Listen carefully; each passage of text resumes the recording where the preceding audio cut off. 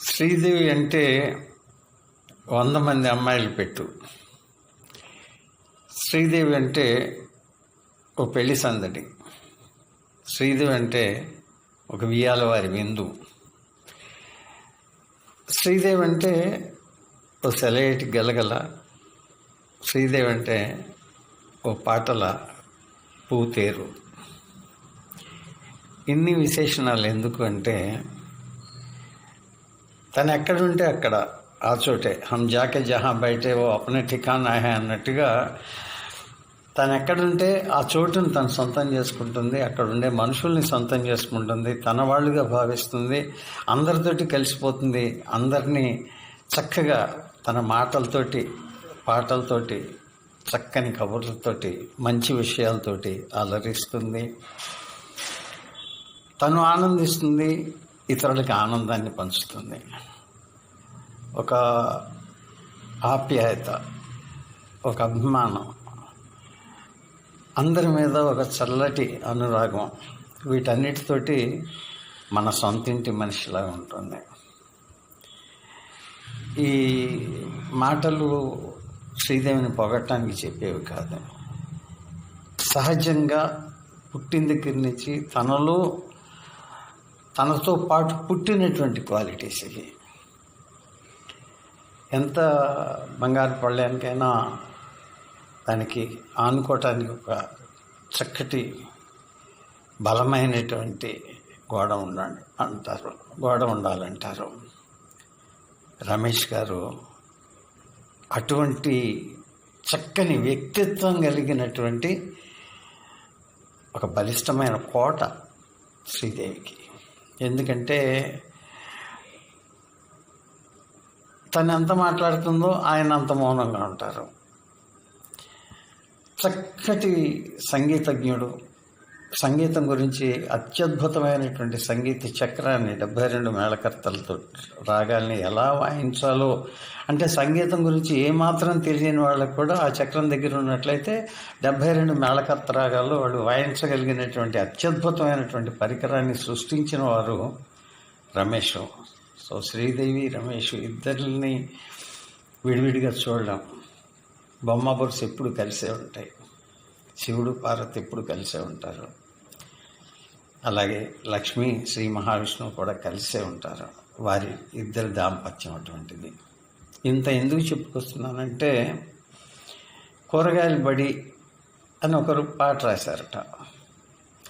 అది చదివి తన పాట పాడి నాకు పంపించింది. మొట్టమొదటి నేను విన్నప్పుడు నేను ఏమనుకున్నానంటే, శ్రీదేవి దగ్గర నుంచి వచ్చింది ఇది కనుక నేను శ్రీదేవి పాడిందని నేను అనుకోలేదు. అది వినంగానే నాకు ఏమనిపించిందంటే, ఫెల్ట్ యాజ్ ఇఫ్ జానకమ్మ పిల్లల వాయిస్తో పాడుతుంది అనిపించింది.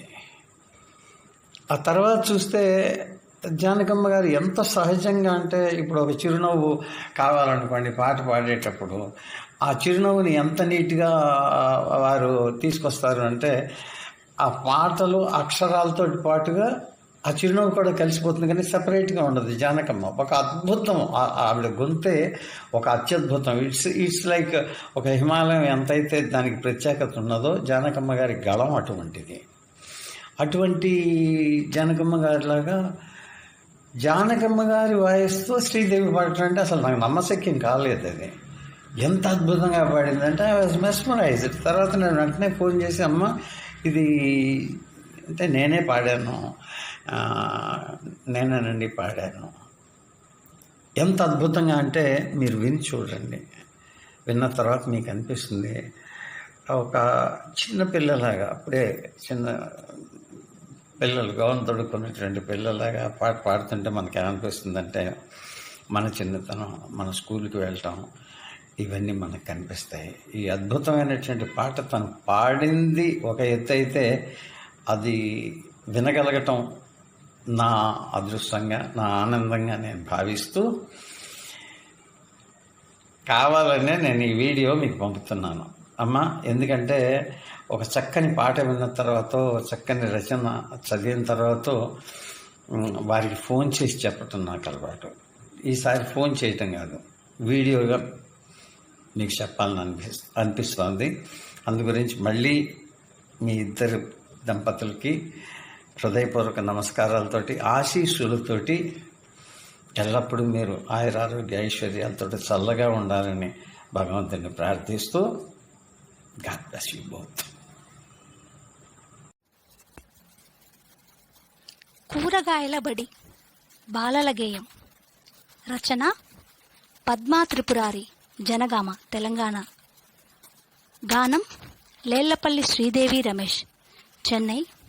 Technical support and YouTube by Ricky Franklin.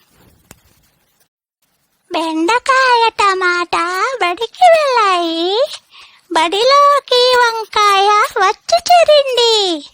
వంకాయకు చింతకాయ స్నేహమయ్యింది, అది చూసి బీరకాయ గంతులేసింది. సోరకాయకు ఇది చూసి కోపమొచ్చింది, పక్కనున్న దొండకాయ చెవిన వేసింది. ఇవి రెండు వంకాయతో గొడవ పడ్డాయి, గొడవలోన దొండకాయ కింద పడింది. ఏడుస్తూ సోరకాయ ఒలిగి కూర్చుంది. మునక్కాడ గురువు గారు వచ్చి చూశారు, పదమని తరగతికి తీసుకెళ్లారు. అక్షరాలు చూపించి నేర్వమన్నారు. ఆలుగడ్డ, చామగడ్డ, దోసకాయలు చదువుకొని ఎదిగాయి చూడండి. అల్లరంతా మారి మీరు చదువుకోండని మునక్కాడ గురువు గారు చెప్పి వెళ్ళారు. కూరగాయల బడిలోని కూరలన్నీ గురువుగారి మాట విని చదువుకున్నాయి. కూరగాయల బడిలోని కూరలన్నీ గురువుగారి మాట విని చదువుకున్నాయి, బాగా చదువుకున్నాయి. గురువుగారి మాటలు విని చదువుకున్నాయి, బాగా చదువుకున్నాయి.